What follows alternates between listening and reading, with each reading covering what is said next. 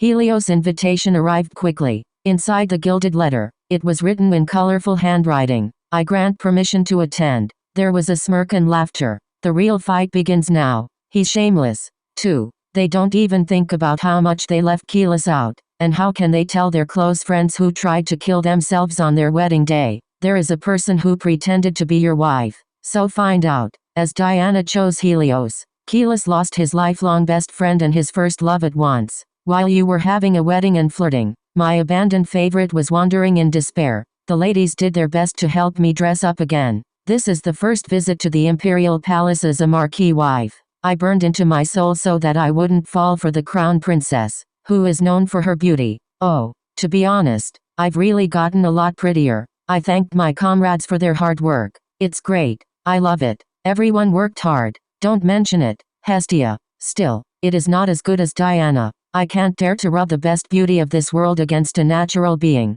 I entered the palace in a large private carriage dedicated to the marquis. When the attendant who followed me presented an invitation, I could easily pass through the magnificent main gate. I moved to the residence of the crown prince and his wife. Following the imperial attendant who came to meet me, I arrived at the drawing room, which was a bit strange considering the brilliant simple image of Diana. Soon it's time to face the couple who are the main characters of the original story. My heart fluttered. A different pleasure from the days when I only read novels. Your highnesses are here. I rose quietly from my seat at the solemn voice of the imperial court. I bowed politely in front of the two people who appeared. To the little sun and the little moon of the great empire, Hestia, the Marchioness, greets you. The noble manner of Rothan fiction. It was very natural even to me. Get up. A response was heard after a moment of silence as if in a moment's panic. They didn't know that the person they thought was a fraud was real. I straightened my bent body with a confident smile.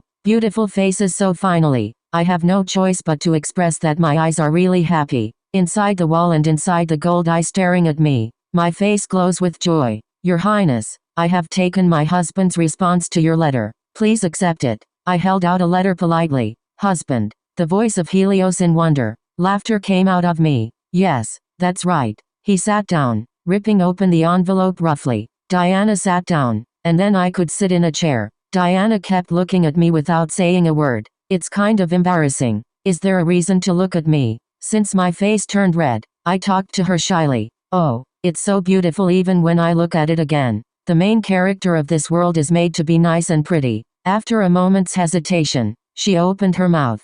Comet, I feel familiar with you. Oh, did you remember? I purposely gave a big laugh. Diana looked at me with stunned eyes. I have seen you separately when you were in the temple. At that time, the saintess used her power to heal me. Oh, Diana nodded as if she understood at last. Even if she didn't remember it specifically, the impression that I had left once seems to have remained unconscious. Helios glanced at us, and grunted and muttered, Caelus' handwriting is real. Show me, too. Heli. Diana took the letter from Helios' hand. That's true. The two were close enough to recognize the handwriting at a glance. But now that's an old saying, too. Suddenly, a corner of my heart ached. My voice became sharp without realizing it. Caelus was confident that both of you would believe in his handwriting, but unfortunately he was wrong. Because you two still doubt me. Helios' golden eyes poked at me. Cael, as far as I know, would never get married like this. You don't trust my husband's handwritten letter? But it's true.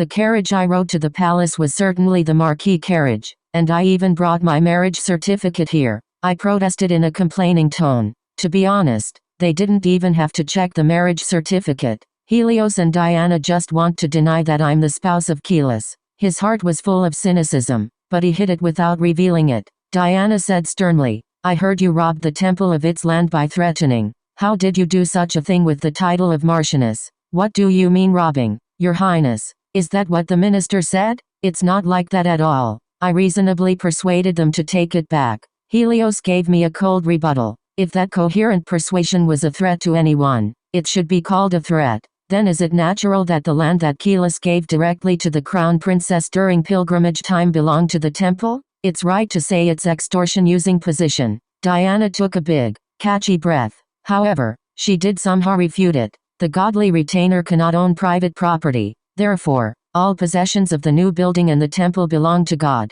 The temple didn't rob me of my property. Oh, that's how you come out? Then I have something to say. If everything is in God's possession, why does the crown princess use the wonderful power God has given her only for one particular family called the imperial family? Is it really right for God's will? Then Helios' eyes became icy. Keep your tongue in your mouth, Hestia. That imperative tone is very intrusive, but I'm still in a position to bow down. I quickly lowered my posture. I'm sorry, I made a mistake. I remembered the past. Just before returning, when I was sick to death, I ran to the temple and prayed to let me see the saint at least once, but I was rejected, with the saying that the saintess has no time to deal with such a mean thing as me. Only a few days have passed since Diana was crowned crown princess in this life, but I have yet to be told that she has treated the people as a saint. In other words, her life is going the same as before her return. In other words, there is no longer a woman who puts the common people before anyone else.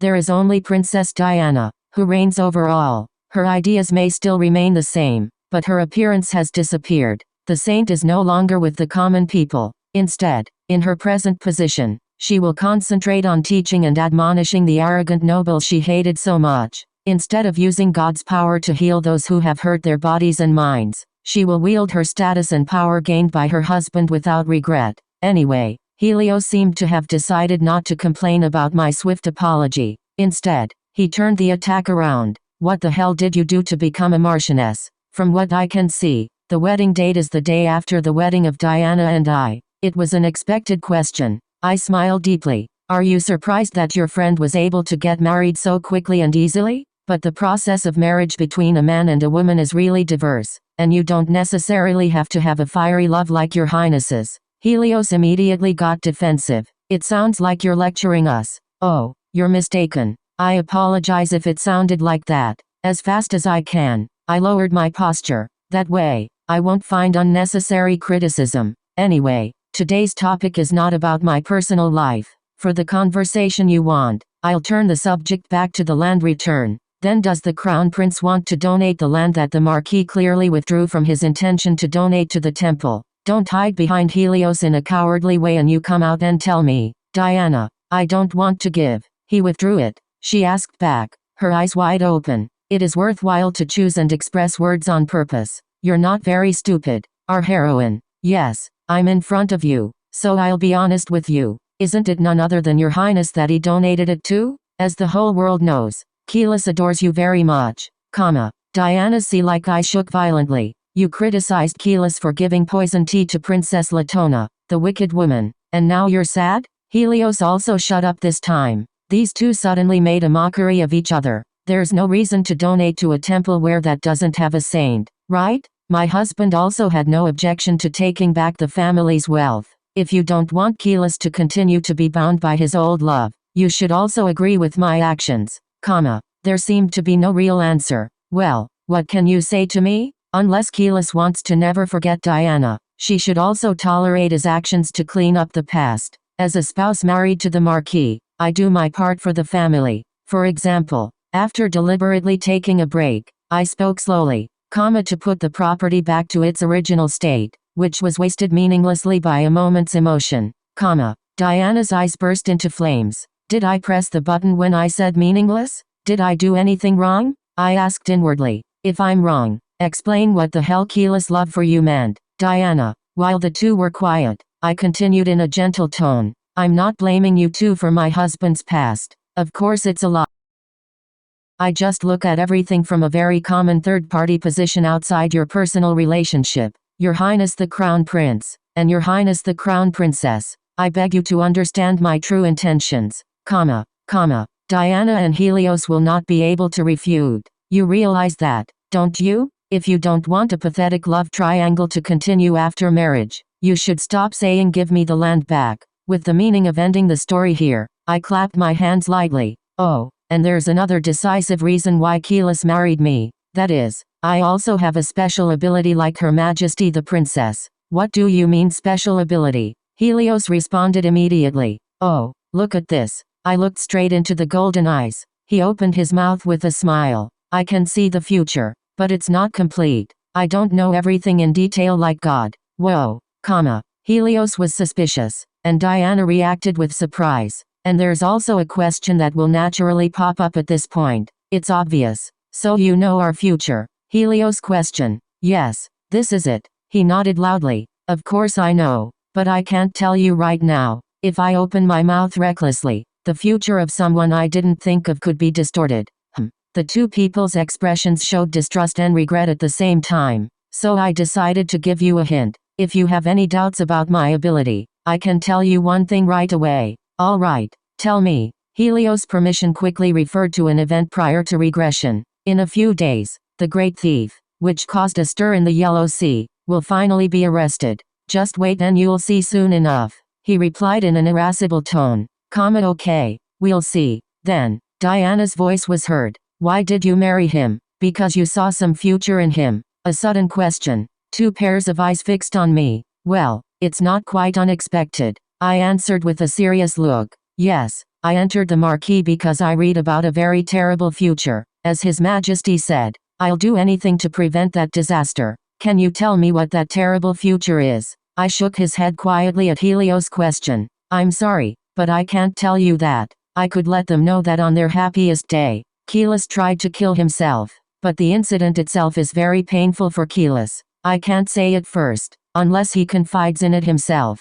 This is about the honor of Cael. Helios kicked his tongue as if he had lingering feelings. Is that so? But you don't have to worry right away. I'm doing my best. If I have to tell you both, I will do so without delay. Then suddenly he lowered his voice and looked around him and said, but I just want you two to know about my abilities. If it's widely known, it's going to get in trouble in many ways. It's not a power that the whole world can know like your Royal Highness. The end of the sentence trailed and Diana looked at me significantly. It contained some kind of innermost thoughts. You're not the only one that's special. It's the same for me now. The chilly voice of Helios flew in. Well, we'll know in a few days whether your abilities are real or not. The prophecy must be true. Otherwise, I'll make you pay for being deceitful. Why not, Your Highness? The finish was decorated with a deep smile of eyes. Contrary to me, the stiff expressions are very impressive. I rose from my seat and was courteous towards the great and noble crown prince couple who will rule this country in the future.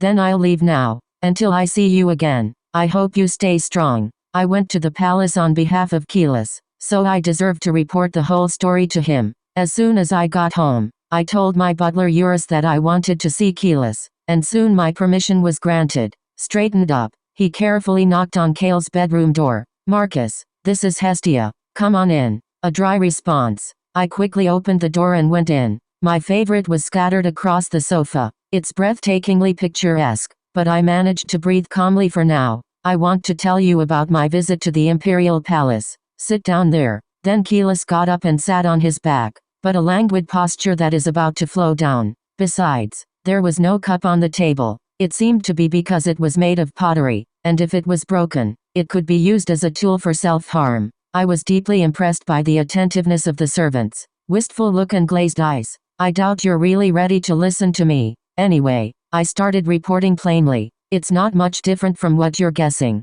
He really confirmed that I was the Marquis' spouse, and he asked me to hand over the land back to the temple. Aha! He nodded without emotion. Your Highness and Crown Princess barely believe in me. Even though I showed him the Marquis letter, he still wanted to deny it.